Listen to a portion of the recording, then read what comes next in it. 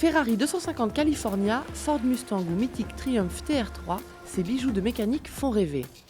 Connaisseurs, bricoleurs invétérés ou simples amateurs de courbes, les acquéreurs de voitures de collection partagent la passion des belles cylindrées, mais pas seulement. Ces investissements peuvent se révéler extrêmement lucratifs.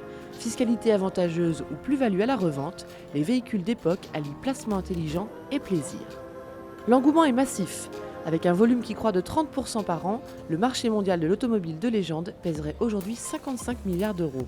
Mais qu'est-ce qu'une voiture de collection ? C'est une voiture qui a 30 ans d'âge, puisque c'est la définition pour qu'une voiture soit ancienne. Plus on remonte dans le temps, et moins il y en a, puisqu'il y en a eu beaucoup de cassés, la rareté fait le prix. En effet, pour être recherché, le véhicule doit présenter plusieurs caractéristiques.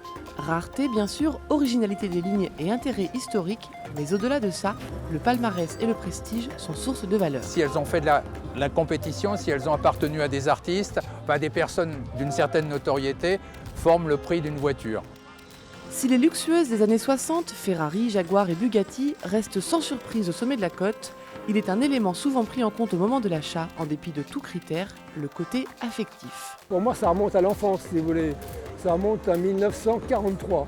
Quand les Anglais balançaient des tracts sur la région parisienne, j'ai même repris un « Oh, il y a une voiture dessus, quand je serai grand, j'en voudrais une comme ça ».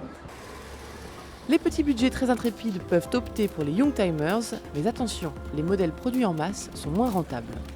Quoi qu'il advienne, les néophytes devront être vigilants. Le kilométrage, l'état de conservation du moteur, la présence des pièces d'origine et du carnet d'entretien sont vecteurs de grandes plus-values ou dépréciations à la revente. Effectivement, il y a un risque qui est lié à la cotation, à un effet de mode et puis aussi au non-entretien éventuellement de l'objet. Parce qu'on peut avoir une belle carrosserie, on peut avoir une belle sellerie et puis en dessous ça peut être tout rongé par la rouille et donc il y aura beaucoup de travaux.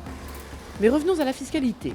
Il faut garder en tête qu'investir dans l'automobile haut de gamme ne rapporte pas de revenus immédiats. Les avantages fiscaux se révèlent sur le long terme. Exonération totale de l'ISF pour les véhicules de collection, taxation assouplie à la revente, voire inexistante pour les propriétaires de plus de 12 ans et les cessions inférieures à 5 000 €. Enfin, des plus-values exceptionnelles. Entre 2002 et 2012, l'indice compilé s'élève à 395%. C'est beaucoup plus que pour les œuvres d'art et les grands vins. Écoutez, l'intérêt d'un véhicule de collection comme celui-ci, c'est que c'est le seul véhicule qui prend de la valeur d'une année sur l'autre. Mais il faut rester vigilant. Avant d'investir dans un modèle coté, l'acheteur doit être conseillé par un spécialiste de ce type de fiscalité. On va mesurer en fait l'efficacité de l'investissement qu'il réalise, on va l'accompagner sur l'optimisation de son patrimoine et on va le mettre en relation éventuellement avec des personnes qui dans notre cercle relationnel sont spécialisées sur ce type d'investissement.